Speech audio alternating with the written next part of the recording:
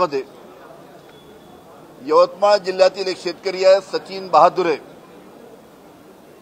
यांनी शेतकऱ्यांच्या प्रश्नासाठी या ठिकाणी परिसरामध्ये कीटकनाशक इन्सेक्टिसाइड पिऊन आत्महत्या करण्याचा त्यांनी प्रयत्न केला।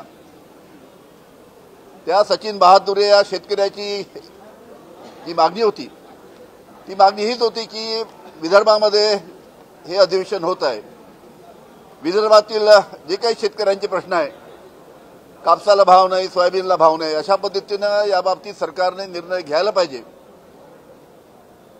पण आज शेवटला दिवस सुद्धा कोणताही निर्णय सरकार घेत नाही आणि या दुःखातनं सचिन बहादुरे या विदर्भातील शेतकऱ्यांनी काल आत्महत्येचा प्रयत्न केला।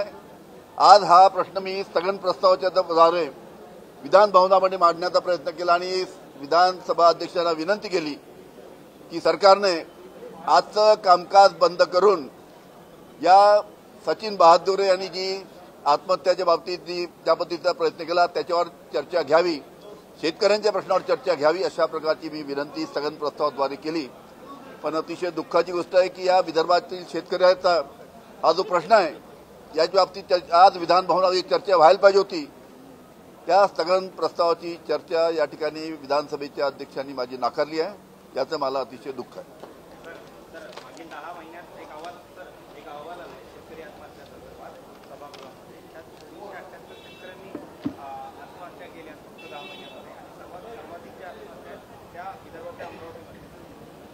असं आहे 26 किती आपल्याला माहित आहे की महाराष्ट्रामध्ये मोठ्या प्रमाणात या सरकारचं शेतकऱ्यांकडे लक्ष नसल्यामुळे जवळजवळ 24 ते 78 शेतकऱ्यांनी आत्महत्या केल्या आणि त्या सर्व महाराष्ट्रातील सर्व जिल्ह्यामध्ये जर कोणत्या जिल्ह्यामध्ये जर आत्महत्या जास्ती झाल्या असतील तो जिल्हा म्हणजे विदर्भातील यवतमाळ जिल्हा। एका वर्षामध्ये यवतमाळ जिल्ह्यामध्ये 460 आत्महत्या झाल्या, 460। नंतर बीडमध्ये अशा पद्धतीनं मोठ्या प्रमाणात आत्महत्या होण्याचं प्रमाण त्यानिमित्तानं शेतकऱ्यांचं वाढतं आहे, कारण की शेतकऱ्यांना माहीत आहे की सरकार शेतकऱ्यांच्या प्रश्नाकडे लक्ष द्यायला तयार नाही। आता शेतकरी विधान भवनाच्या परिसरामध्ये येऊन त्यानिमित्तानं आत्महत्या करण्याचा प्रयत्न करतायत, तरी पण हे सरकार जागं होत नाही, याचं अतिशय दुःख त्यानिमित्तानं मला आहे। देश विदेशातील प्रत्येक घडामोडींचे लाईव्ह अपडेट मिळवण्यासाठी आता साम टीव्हीच्या सर्व सोशल मीडिया प्लॅटफॉर्मला लाईक, फॉलो आणि सबस्क्राईब करा। तसंच सर्व नोटिफिकेशनसाठी बेल आयकॉन प्रेस करायला विसरू नका।